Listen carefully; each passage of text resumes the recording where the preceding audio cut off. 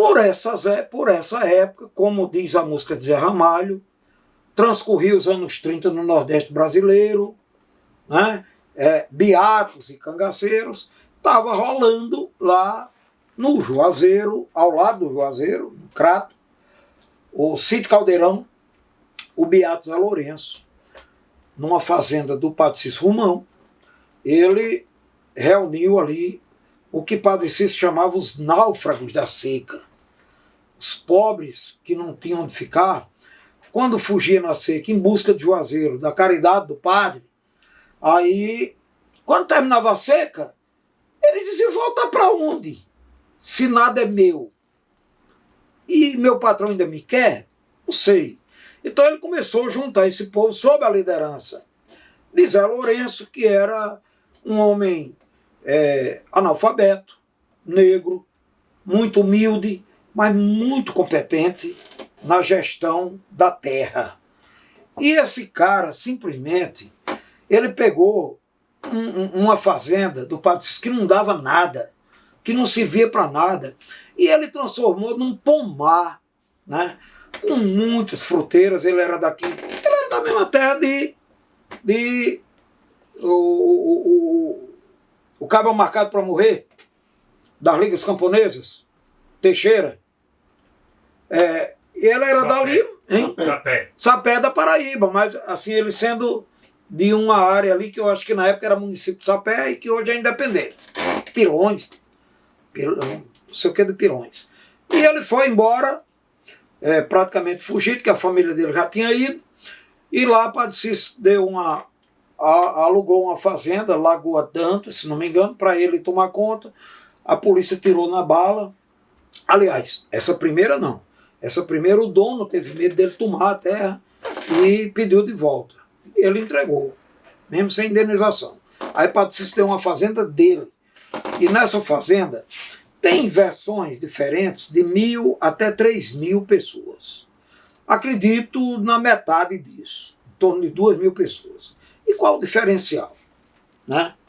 Ali todo mundo comia bem, vestia bem, e era uma técnica, era uma filosofia, dizendo no sentido de filosofia como sabedoria popular, que vinha de São Bernardo, em Portugal. Era em Algarves, que era oração e trabalho. E a filosofia do Padre Cícero era cada casa uma oficina, cada quintal, cada casa um altar, cada quintal uma oficina. Então eles rezavam e trabalhavam, e tinha uma produção muito grande. Produção de farinha, produção de carne, produção de bode, produção de boi, produção de frutas, de feijão, de tudo. E eles eram muita gente, todo mundo comia, era muito bem alimentado. Enquanto o Ceará estava morrendo de fome na seca de 32, né, muita gente corria para Caldeirão. Quem não correu para Caldeirão ficou em campos de concentração, cujo modelo veio ser imitado por Hitler uma década depois, na Alemanha com os judeus. Mas aquele modelo aconteceu no Ceará. Só que existia um oásis dentro do Ceará. Era Caldeirão. Era comum, a terra não era de ninguém, mas era de todos. A produção era de todos. Resultado, depois da rebelião 35 em Natal, né, e do esmagamento da guerrilha na região de Mossoró, o Beato Severino Tavares, que era um grande representante do Beato Zé Lourenço e do Padre Cícero, ele viajava muito naquela região. Entrava lá na Tromba do Elefante, vinha por Caraúbas, chegava até as praias aqui de Ponta do Mel, de Cristóvão, e levava gente para lá. Né?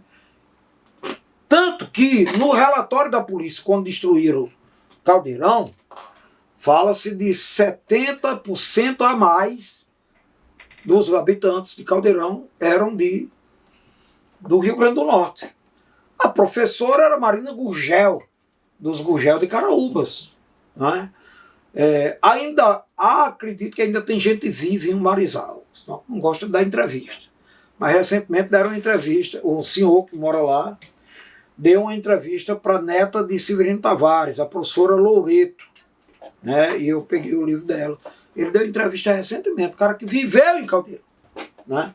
Só que o governo do Ceará entendeu que ali estava o povo que tinha fugido de Natal, né? Como Zé Prachedes conseguiu fugir para a Bahia, e tem mais gente daqui que fugiu para a Bahia, depois daquela repressão absurda, e de Mossoró também, e também acreditavam que fugiu para Caldeirão.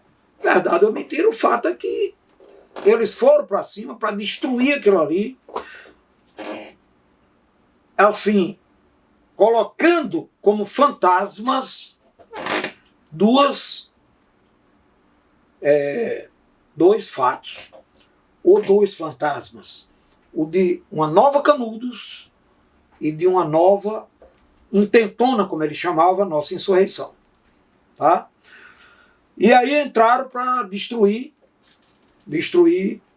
Caldeirão na bala. O Beato Zé Lourenço conseguiu fugir e eles entraram.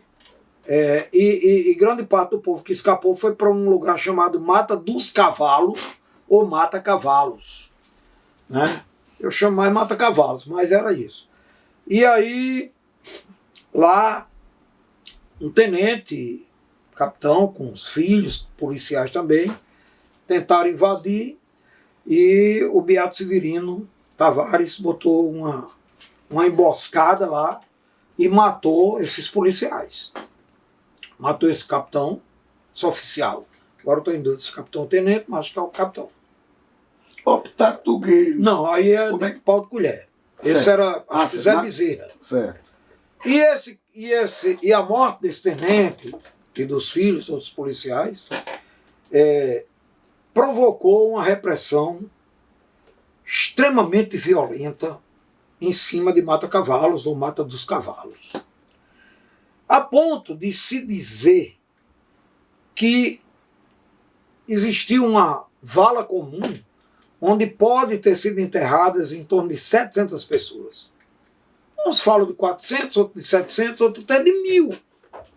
Mas que antes de enterrar teriam jogado gasolina e tocado fogo, daí porque não se encontram restos mortais.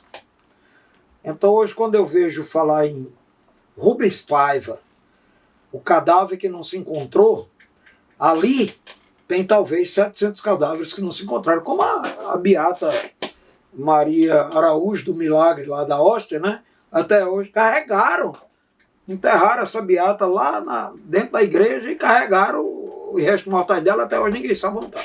Então a história do Brasil, sempre que tem alguém do povo, negro, pobre, sem terra, então até o cadáver é escondido.